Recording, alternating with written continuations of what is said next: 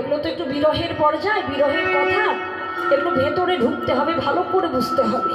হ্যাঁ, গোবিন্দ আমার দাঁড়িয়ে আছে আর রাধারানী দূর থেকে মনে মনে ভাবছে ওটা কে আসছে। এই ললিতা, এই দেখ তো ওটা কে। নীল রঙের বসন পরে আসছেন একজন। আচ্ছা মা, বৃন্দাবনে নীল রঙের বসন পরতেন কোন পুরুষ গো?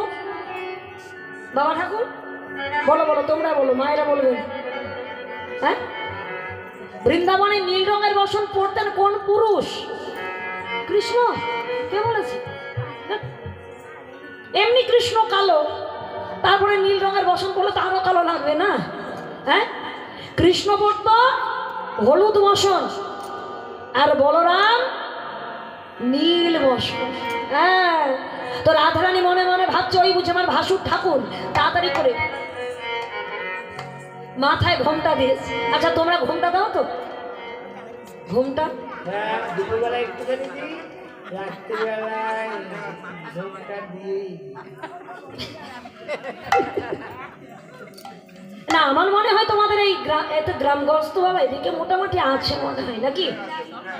আচ্ছা তোমাদের দিকে উঠে গেছে, তাহলে আর কোন দেশে যাবে? হ্যাঁ, আসলে বাবা উঠে যাবে না কেন, আমি একটা কথা বলি, কিছু মনে করবে না কিন্তু, বুঝলে তো?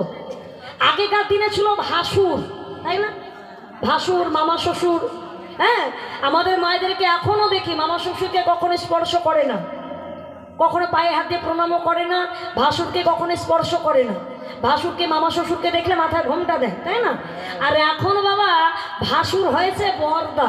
ভাসুর আছে এখন, ভাসুর হয়েছে বরদা, তাই নাইকো মাথার পর্দা। হ্যাঁ, শুধু আমাদের দোষ দিলে হয়। হরিবল হরিবল। তার রাধারানী মাথায় ঘোমটা দিয়েছে, আর মাথায় ঘোমটা দিয়ে বলছে এই ললিতা, ওই বুঝে আমার ভাসুর ঠাকুর এসেছে, যা যা আসনে পেতে দিয়াই।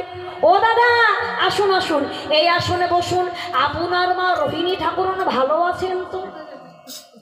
দেখেছো চালা, বলছে দাদা এই আসনে বসুন, আপনার মা রোহিণী ঠাকুর ভালো আছেন তো? তার মানে রোহিণী কার নাম? বলরামের মায়ের নাম। এইবার গোবিন্দ তো বড় লজ্জায় পড়ে গেছে। গোবিন্দ তখন কি আর করবে, লজ্জিত ভাবে করজোড় করে বলছেন রামানুজ হাম প্রাতরে আইনু তোমার সাথে করইতে ভেদ।